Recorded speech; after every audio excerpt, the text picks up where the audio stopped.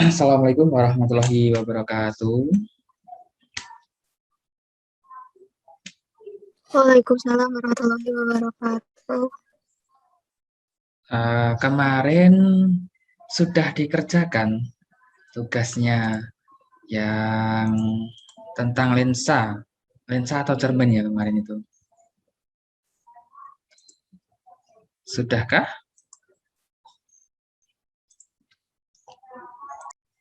Nah, sudah tampil di share screen kalian soalnya, soal tentang cermin kemarin? Sudah terlihat? Sudah. Ada yang sudah ketemu? Jawabannya berapa?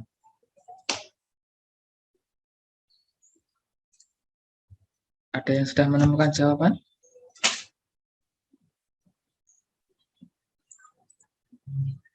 Sudah.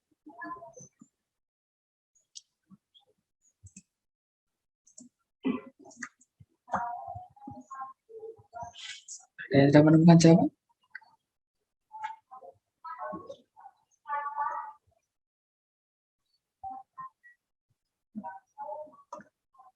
Berapa jawaban kalian? Sebuah benda terletak 10 cm di depan sebuah cermin cekung. Nah, dengan jari-jari kelengkungan 5 cm. Bayangan terbentuk titik-titik. Ini berarti yang diketahui apa? 10 cm itu apanya?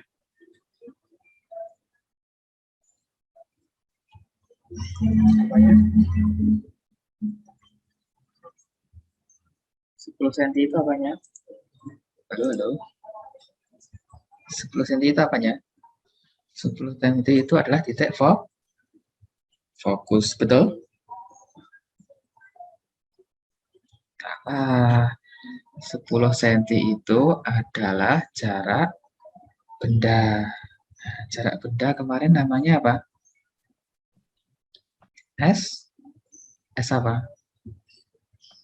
SO. SO. SO. Jadi SO-nya berapa di situ? 10 cm. Terus ada jari-jari kelengkungan. Jari-jari kelengkungan itu adalah R. Nilai R itu besarnya adalah 2 kali titik fokus F. Berarti karena R-nya itu 5 cm, maka titik fokusnya berapa? Berapa cm? 2,5 cm. Terus setelah itu, karena di sini cermin cekung itu fokusnya positif, nah langsung kita masukkan ke persamaan. Seper fokus sama dengan seper SO ditambah seper SI. Berarti seper 2,5 seper 2,5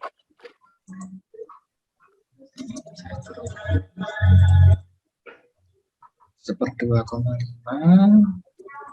sama dengan 10.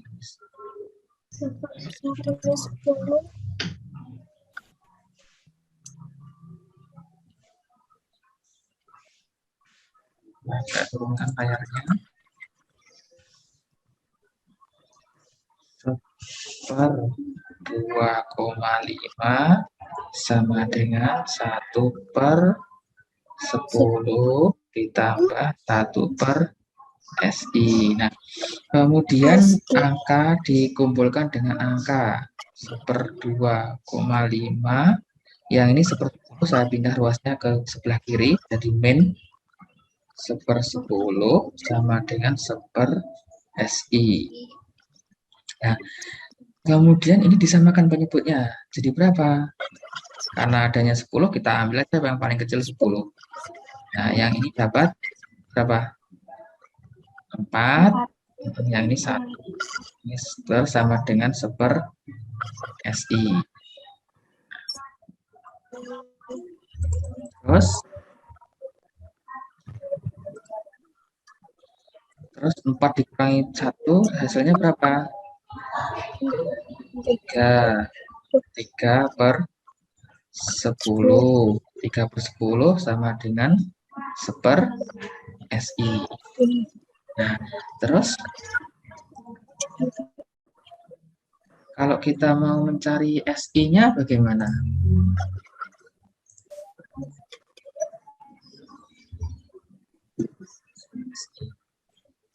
Nah, terus kalau kita mau mencari 1/SI, ini terbalik sebelah kiri ya, berarti kan 3/10. Kalau mau mencari SI dibalik, jadinya adalah 10/3. Nah, maka hasilnya adalah 3,3 cm. Nah, sekarang di sini nilainya adalah positif. Positif itu artinya kalau sebuah cermin cekung, maka bayangannya ada di depan cermin. Nah, karena kita tadi hasilnya ketemu angka yang positif, maka bayangannya itu ada di depan cermin. Ya. Terus, nah sekarang perbesarannya berapa? Nah, kita bisa cari perbesarannya. Caranya bagaimana? Kemarin yang sudah saya tuliskan waktu di tatap muka mencari perbesaran bagaimana? M sama dengan, nah ini saya beri garis, ini artinya I per SO ya. Saya beri garis itu artinya nilai mutlak. Nilai mutlak itu kalau hasilnya negatif, maka negatifnya tidak diikutkan. Maka sama dengan SI-nya tadi ketemu berapa? 3,3. Nah, SI-nya ketemu 3,3 per SO-nya tadi berapa? 10. Nah, ini. Atau biar mudah, kita jangan buat desimal dulu. Tadi kan aslinya 3,3 itu kita peroleh dari 10/3 ya. Nah, maka kita tulis saja 10/3 di sini. 10. Kita tulis 10/3. Per berapa? 10. Terus, nah setelah itu diapakan? Kan 10/3/10 lagi. Nah, ini kan aslinya. Maka sama juga dengan gini, 10/3 di sini juga 10. Terus atas dan bawah dicoret. Maka hasilnya berapa? 1/3. Nah, ini perbesarannya 1/3. Coba kita lihat jawabannya tadi. Nah, 1/3 itu 0,333. Nah, ini yang mana jawabannya? Di sini ada pilihan C dan D. Angkanya sama. Bedanya yang C itu 3/10. Yang C itu negatif, yang D itu positif. Di situ perbesaran itu tidak ada yang nilainya negatif. Jadi semuanya positif. Maka jawaban yang betul adalah yang mana? Jawabannya yang D. 3,3 cm. Sorry. Oh, di sini yang D itu di belakang ya. Nah, harusnya jawabannya C, tetapi di sini perbesarannya tidak ada angka negatif. Di situ sepertinya ada tanda negatif ya. Jadi, di situ jawabannya adalah 3,3 di depan cermin, kemudian perbesarannya adalah 0,33. Tidak ada tanda negatif ya. Perbesaran itu tidak ada tanda negatif. Oh, clear? Clear ya? Oke. Terus ini yang masih ada hubungannya dengan cermin atau lensa lagi, saya ambilkan dari soal kemarin. Nah, sudah terlihat di situ. Pertanyaan nomor 13. Sudah terlihat?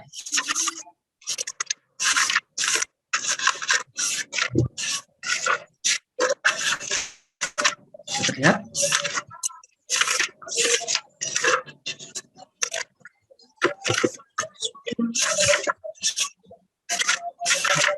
Nah, buka-buka buku ya.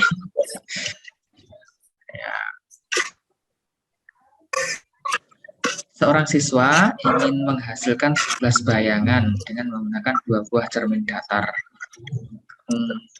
Kedua cermin dipasangkan berhadapan membentuk sudut. Nah, ini rumusnya tentang jumlah bayangan yang dibentuk oleh cermin datar yang membentuk sudut. Nah, rumusnya bagaimana? N sama dengan 360 derajat 360 derajat dibagi alfa min 1 dibagi alfa min 1. Jadi kalau di situ ada 11 bayangan, N itu jumlah bayangan, kita masukkan N-nya 11 sama dengan 360 derajat dibagi alfa dikurangi 1. Nah, kita nyari alfanya, nyari sudutnya. Terus satunya dipindah ruas ke kiri, berarti kan jadi 11 plus 1 sama dengan 360 derajat dibagi alfa.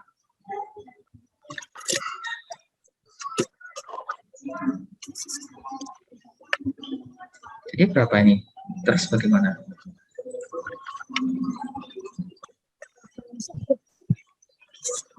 11 plus 1 berapa? 11 plus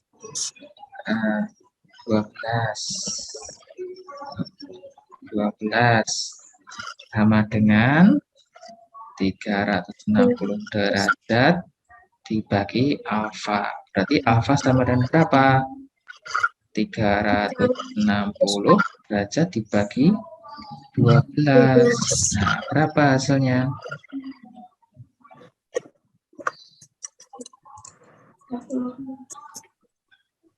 360 derajat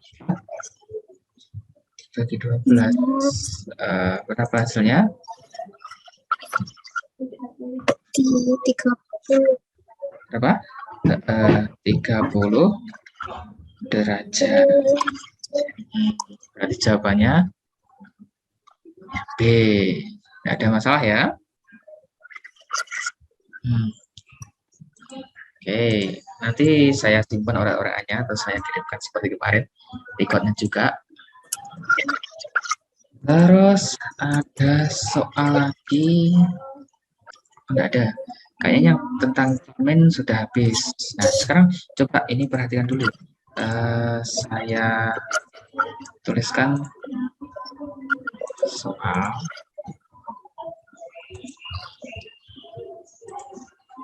Bisa kamu cek seandainya ya gambaran dulu sebuah cermin ya. Jadi cermin itu kalau digambarkan cermin cekung, ini sebuah garis, bagian-bagian cermin sudah tahu kalau digambarkan. Nah, ini cermin cekung itu seperti ini ya, gambarkan seperti ini. Nah, bagian-bagiannya ini yang sebelah kanan yang saya garis-garis ini adalah bagian belakang, kemudian yang sebelah kiri itu bagian depan. Nah, di cermin itu ada namanya titik fokus F. Nah, kemudian ada juga di sebelah kirinya lagi ada R. Ada juga yang menyimbolkan dengan M. R dan M itu sama, yaitu apa? Jari-jari gelengkungan. Besarnya M atau R itu adalah 2 kali titik fokus. R itu 2 kali titik fokus. Kemudian antara F dengan di sini pusat lensa atau pusat cermin ini namanya ruang 1. Kemudian antara fokus dengan R ini namanya ruang 2. Kemudian antara R sampai tak hingga ini namanya ruang 3. Kemudian di belakangnya cermin ini namanya ruang 4. Ini untuk cermin apa? Cekung. Jadi ini cermin cekung. Nah, nanti di bukunya bisa kamu cek di materi kelas 8 cermin cekung. Nah, kalau saya punya benda di sini, nah, benda ya. Ini berarti benda ini saya taruh di ruang berapa? Bendanya ada di ruang berapa?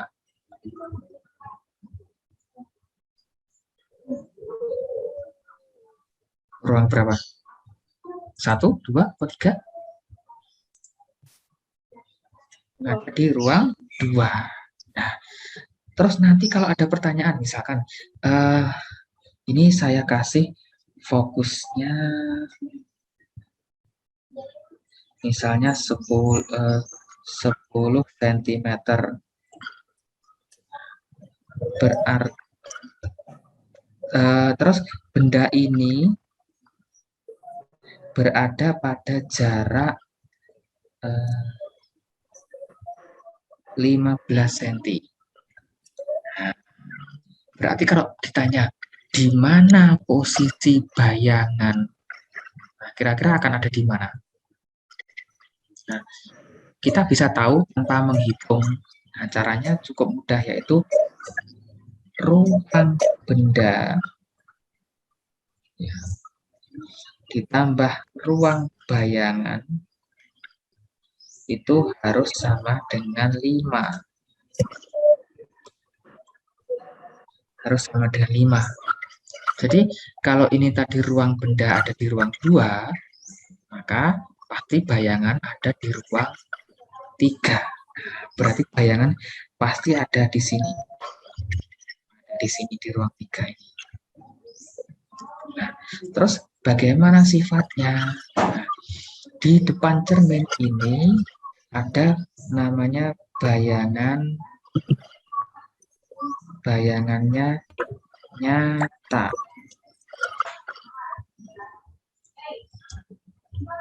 Jadi kalau bayangan itu ada di depan cermin, maka bayangan nyata. Kalau bayangan itu ada di belakangnya cermin, di sini misalnya di belakangnya cermin, maka dia bayangannya apa? Bayangan maya. Bayangan maya. Jadi dari sini kita bisa tahu kalau benda ada di ruang 2, pasti bayangannya ada di ruang 3. Nah, sifatnya apa? Sifatnya 1 pasti nyata karena ada di sebelah depannya cermin. Kemudian kalau bayangannya itu bersifat nyata, itu pasti gandengannya dengan nyata, kemudian terbalik.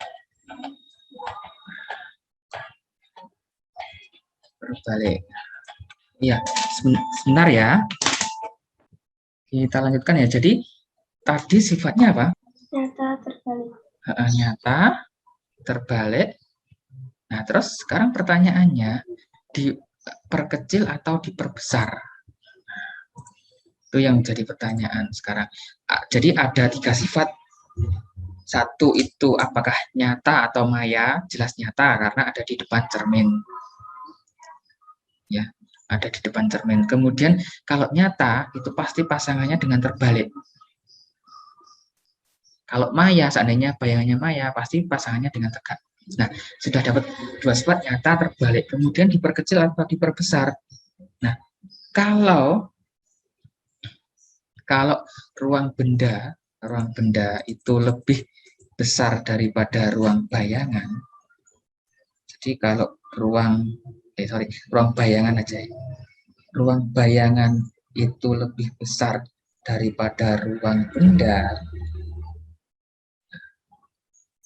pasti ini sifatnya diperbesar. Jadi kalau ruang bayangan lebih besar daripada ruang benda, pasti sifatnya diperbesar. Dan sebaliknya ya. Nah, ini tadi kasusnya ruang benda ada di ruang berapa?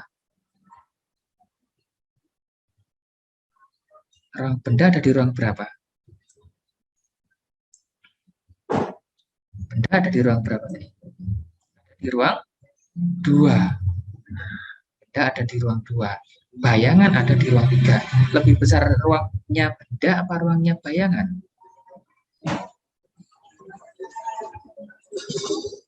Lebih besar ruangnya benda atau ruangnya bayangan?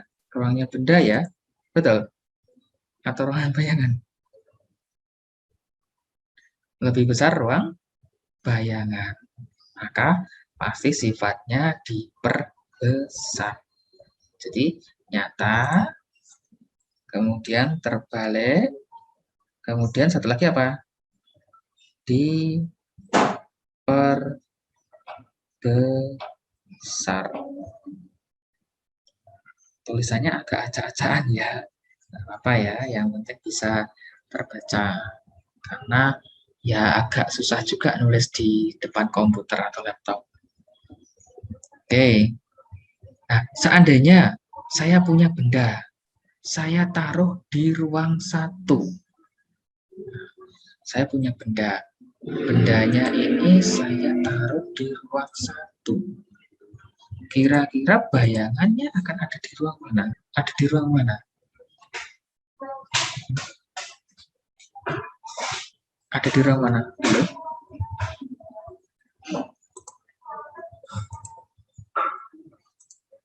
Bisa terdengar tuh suara saya? Ada di ruang mana? Kalau bendanya saya taruh di ruang 1. Di mana? Di ruang rumusnya tadi ruang benda ditambah ruang bayangan harus sama dengan 5. Berarti kalau bendanya saya taruh di ruang 1, bayangan pasti ada di ruang berapa? 4. Jadi kalau gini, saya ambil satu lagi, tak hapus ya papannya, saya ambil papan yang baru. Saya gambarkan begini. Ini cermin cekung tadi. Kemudian seperti ini. Ini fokus. Ini sebelah sini. Ini depannya cermin itu ada fokus. Kemudian 2 kali fokus itu ada R atau jari-jari gelembungan. Bendanya saya taruh di ruang 1, ada di sini. Maka bayangan pasti ada di ruang 4. Ruang 4 itu yang mana? Nah, ruang 4 itu yang di sini. Ini ruang 4. Tulisannya overload ya. Jadi ruang 4 itu ada di atas. Di sebelah bawah, belakang. Nah, ada di sini. Nah, terus sifatnya apa? Karena bendanya itu ada di belakang cermin, maka sifatnya pasti maya. Sifatnya pasti maya, karena ada di belakang cermin. Nah, kalau maya tadi pasangannya dengan apa? pasti dengan tegak. Kalau maya pasti pasangannya dengan tegak. Nah, diperkecil atau diperbesar? Nah, karena ruang bayangannya itu 4, ruang bendanya 1, lebih besar ruang bayangan toh, maka sifatnya pasti diperbesar.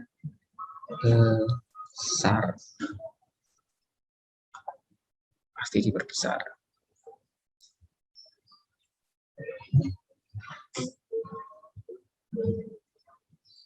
Pasti diperbesar ya. Oh, jelas ya. Terus coba sekarang ini saya kasih angka. Ini saya kasih angka. Fokusnya misalnya saya kasih 20 cm. Fokusnya saya kasih 20 cm. Bendanya saya kasih jarak 15 cm. Nah, sekarang coba kalian tentukan berapa jarak bayangan. Kita tadi fokusnya 20 cm, jarak bendanya 15 cm. Berarti F-nya 20, F-nya 20, kemudian SO-nya 15. Nah, coba sekarang kalian coba hitung berapa ketemunya jarak bayangan. Oke, silakan bisa dioret-oret.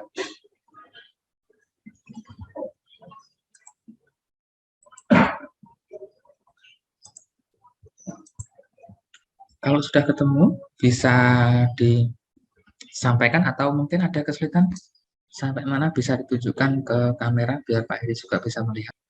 SO-nya 15 cm,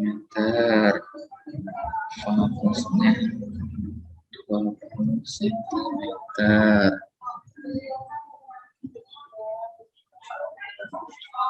Gimana? Sudah ada yang ketemu? Seberapa? Langsung? Seberapa? Seperfokus. 20 ya. Sama dengan seper SO. SO-nya 15. Ditambah seper SI.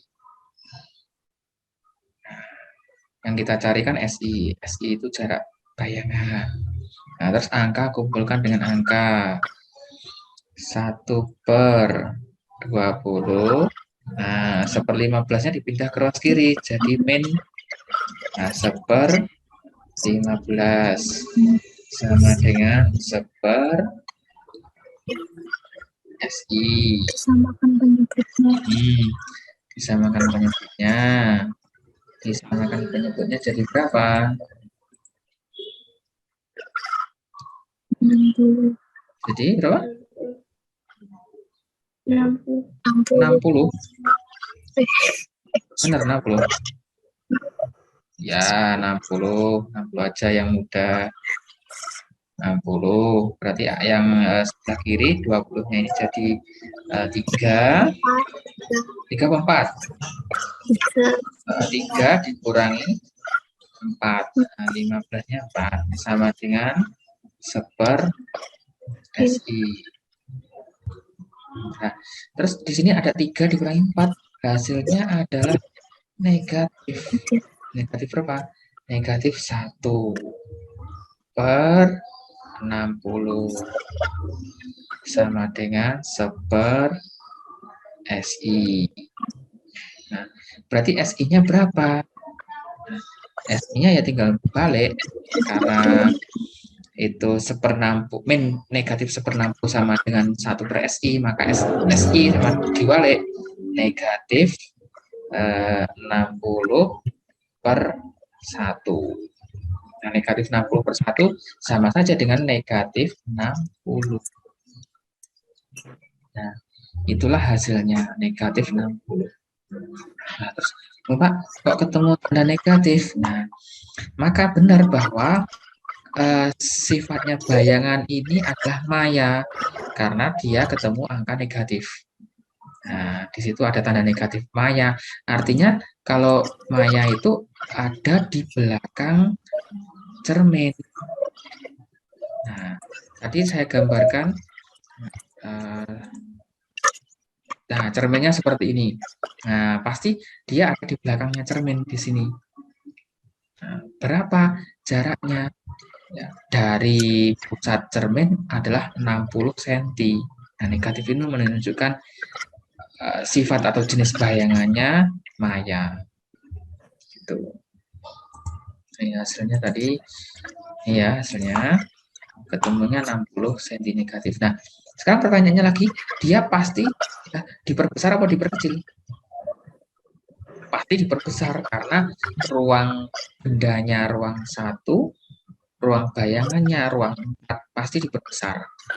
Nah, berapa perbesarannya? Nah, kita bisa hitung pakai rumus M sama dengan berapa? SI per SO.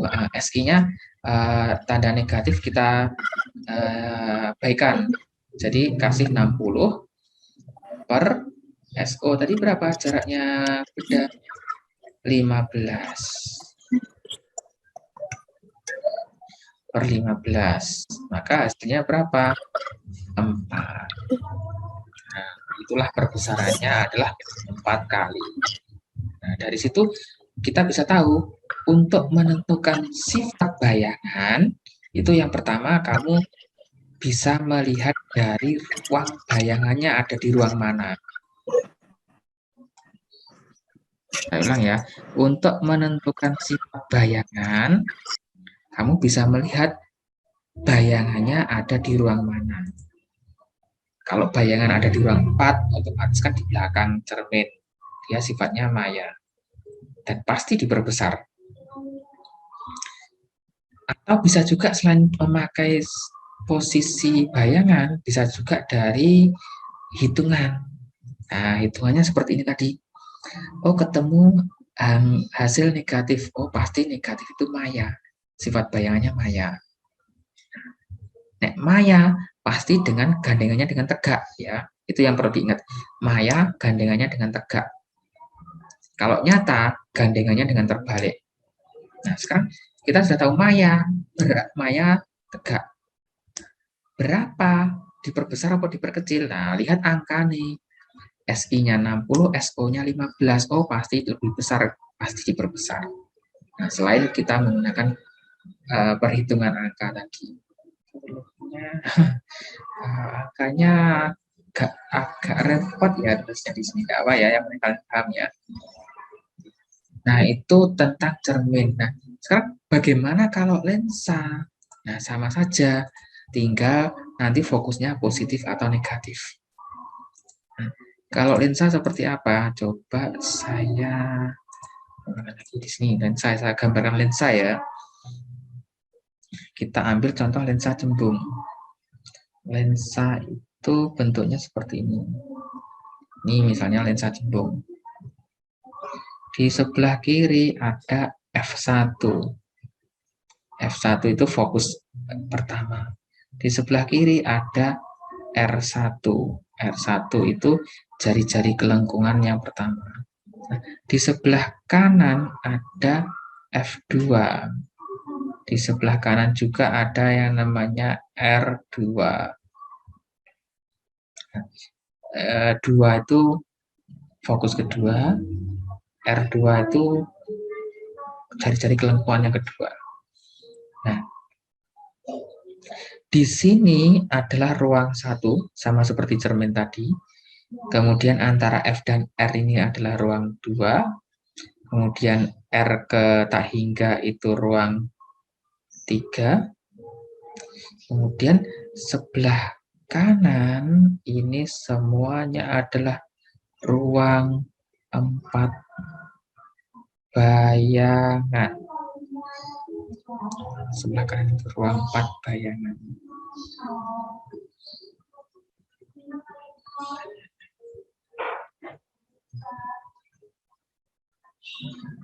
Bayangan ya. Terus kalau bendanya ada di ruang 2, misalnya di sini, nah pasti bayangan di ruang 3. Sama seperti cermin tadi. Bedanya kalau cermin lensanya itu cembung, maka dia fokusnya positif. Kalau cermin tadi yang positif adalah yang cekung. Saja. Bedanya itu. Rumusnya sama untuk rumus bayangan dan perbesaran sama. Ada pertanyaan tentang lensa?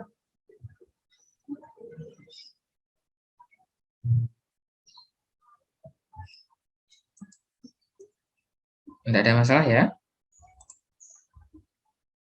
Nadia? Ya, Chandra. Tidak ada masalah? Ada masalah nggak, Chandra? Dari tadi tidak tampak sepertinya. Di situkah?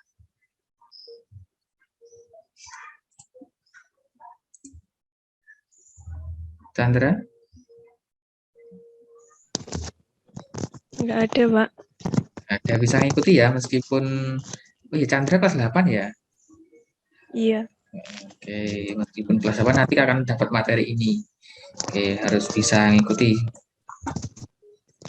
Kita lanjutkan ya. Terus ini tentang cermin dan lensa. Sekarang kita masuk ke berikutnya. Saya ambilkan soal dari simulasi kemarin. Nah, ini. Soal atau pertanyaan 43 dari 50. Sudah terlihat di situ? Kalian ngikutin sudah soal ini kemarin? Soal ini adalah materi kelas 9 tentang listrik statis.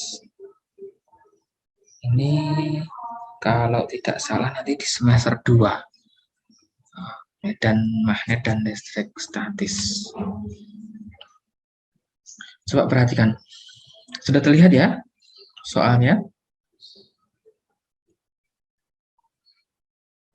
Oke, saya anggap kalau tidak ada komentar berarti saya anggap jelas ya. Nanti kalau seandainya ada hal yang kurang, yang tidak jelas, tanyakan ya. Jangan malu-malu. Atau mungkin suara saya kurang terdengar dengan jelas, langsung tanyakan. Oke, perhatikan. Sebuah partikel bermuatan listrik bergerak dengan kecepatan 2,0 meter per sekon. Berarti ada yang namanya partikel. Partikel itu bisa dianggap sebuah partikel kecil.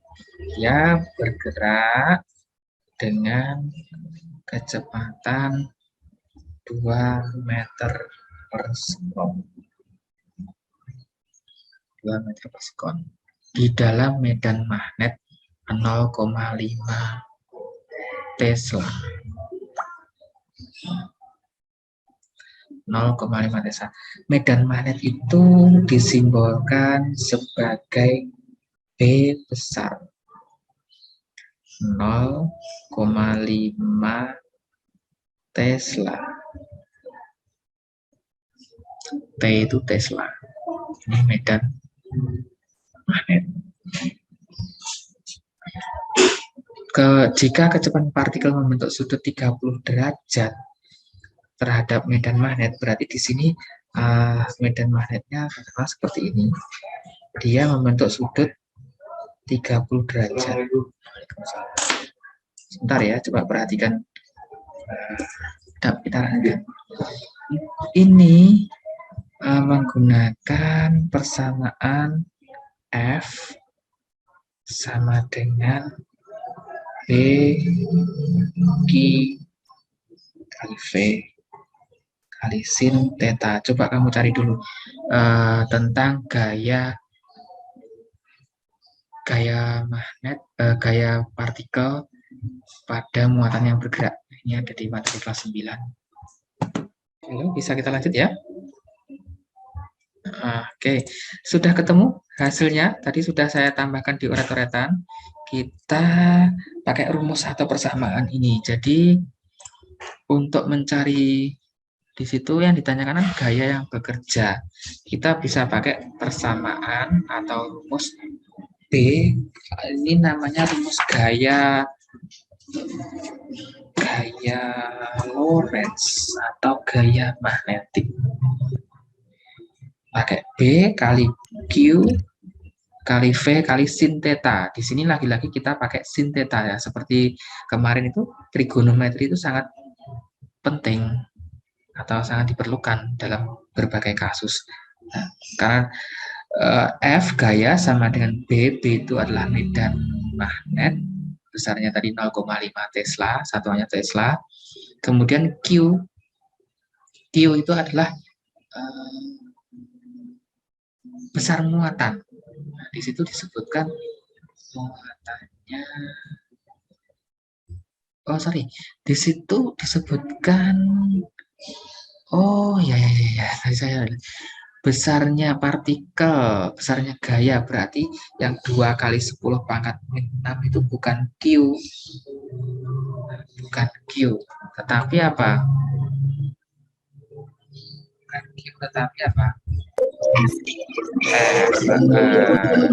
Ya, jadi ya ini adalah F-nya. Ini adalah F-nya. Terus berarti kita yang dicari adalah Q. Terus theta 30, terus V-nya kan jelas 2 meter per sekon. Nah, maka ada yang sudah ketemu jawaban tadi?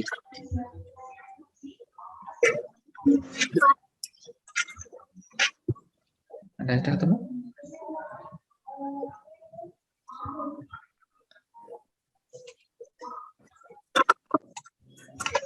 Berarti di sini 2 kali 10 pangkat min 6. Oh, sorry. Numpuk tulisannya.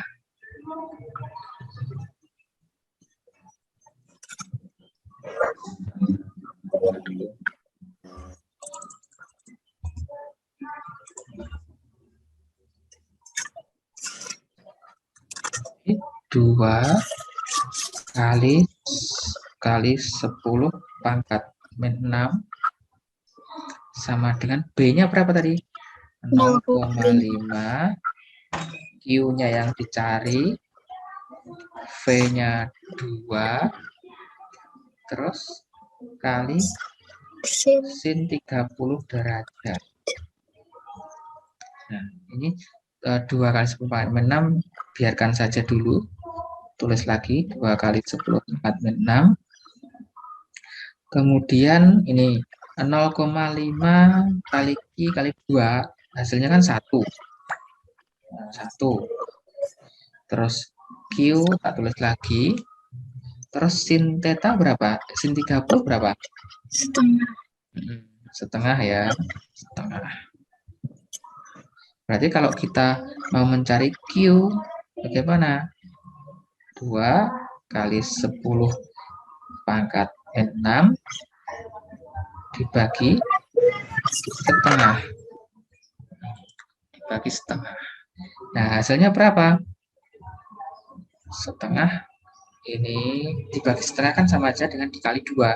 Berarti hasilnya adalah 4 kali 10 pangkat min 6. 4 kali 10 pangkat min 6.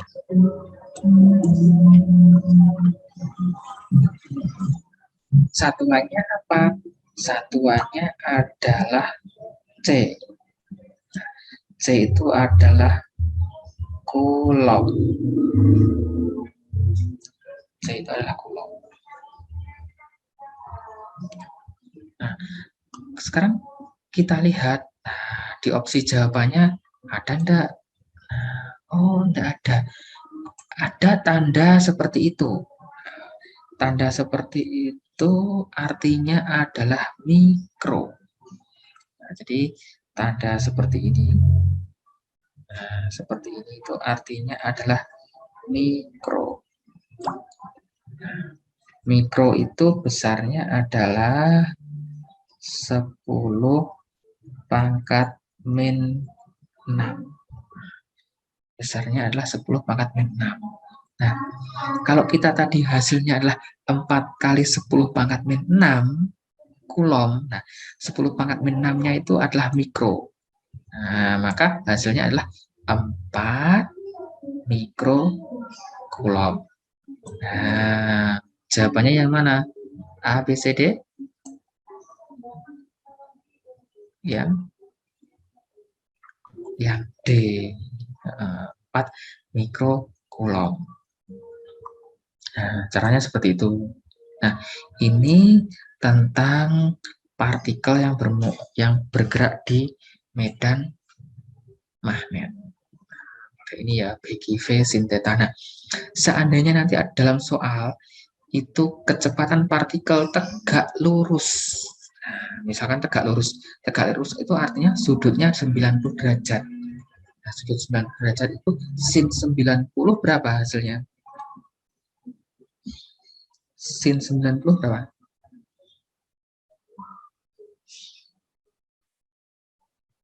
Berapa? Di sudut istimewa kemarin yang saya gambarkan, berapa nilai sin 90? Satu kos setengah. Sin 90 nilainya 1. Maka tinggal ini F sama dengan BQV. Sin tetanya tidak usah diikutkan karena jelas hasilnya adalah 1. Sin 90 itu 1. Nah, clear yang ini? Satu lagi saya ambilkan soal satu lagi tentang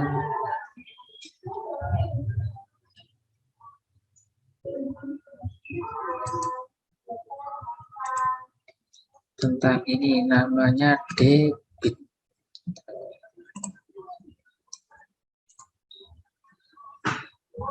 Catatan kita tadi banyak ya. Sudah kelihatan di situ?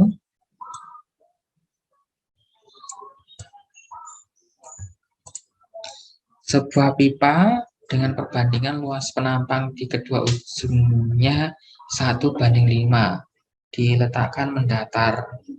Air dialirkan melalui pipa itu. Jika ujung pipa dengan luas penampang kecepatan 0,6 meter per sekon, kecepatan di ujung yang lain berapa? Ini kalau digambarkan, pipanya itu seperti ini. Ini yang ujung yang kecil, kemudian membesar.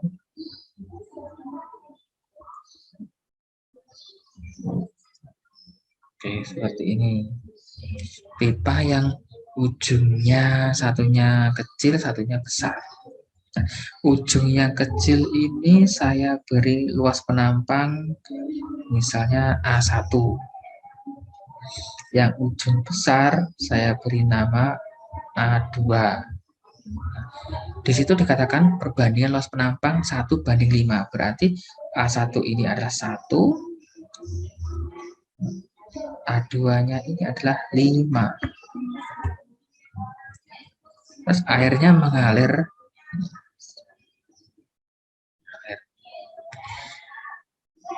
Jika di ujung pipa dengan luas penampang besar, kecepatannya 0,6. Di yang besar itu yang mana? Sebelah kanan ya. Sebelah kanan itu kecepatannya saya beri nama V2. V2-nya itu berapa? 0,6. Satuannya meter per sekon. Nah, yang ditanyakan adalah kecepatan di ujung yang lain. Berarti yang di ujung yang kecil. Di sini ditanyakan berapa nilai V1. Nah, kira-kira pakai apa ini?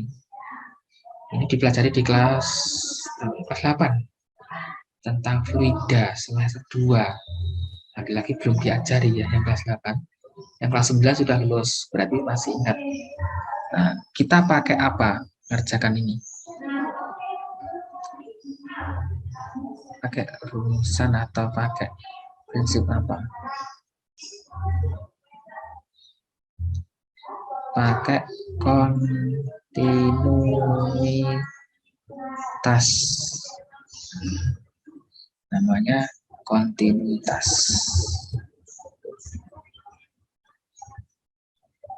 Caranya bagaimana?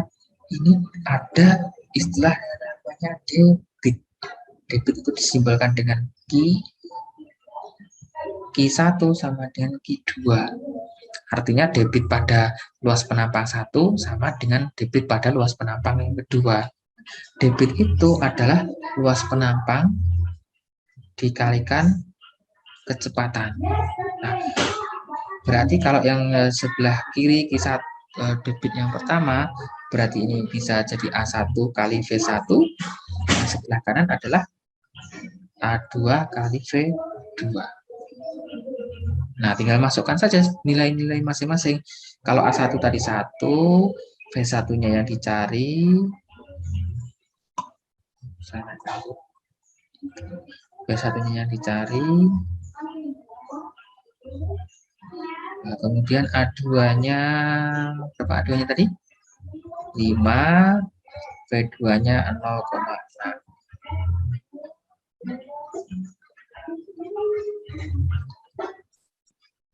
Berarti V1-nya ketemu berapa? Nah, 1 kan bisa diabaikan. Langsung saja berarti V1-nya sama dengan berapa? 5 kali 0,6. Berapa? 3, satuannya apa? Meter per second. Nah, sampai di sini. Tanyakan. Ini sama sekali. Baik. Jelas ya? Saya share ya, bisa kalian cari lagi. Saya stop dulu ya share-nya. Oke. Oh, sampai sini ternyata kita sudah berapa ya? 1 jam setengah. Nah, untuk rujukan kita agak padat, jadi insya Allah Senin Selasa nanti kalian lumayan. Senin Selasa, kemudian Rabu, Kamis, dan Sabtu dengan saya. Nah, Rabunya insya Allah mungkin daring, Kamisnya sama Sabtu luring. Saya ya. Pun itu silakan nanti setelah saya bagikan bisa kalian catat atau yang lain bisa. Terus yang penting banyak latihan soal ya. Kamu baca banyak soal, kerjakan. Kalau ada kesulitan, nanti kalian yang aktif bertanya, Pak, soal ini bagaimana? Jadi kalian yang aktif. Ya, jangan nunggu saya memberi sesuatu. Ya. Pun ada yang mau ditanyakan?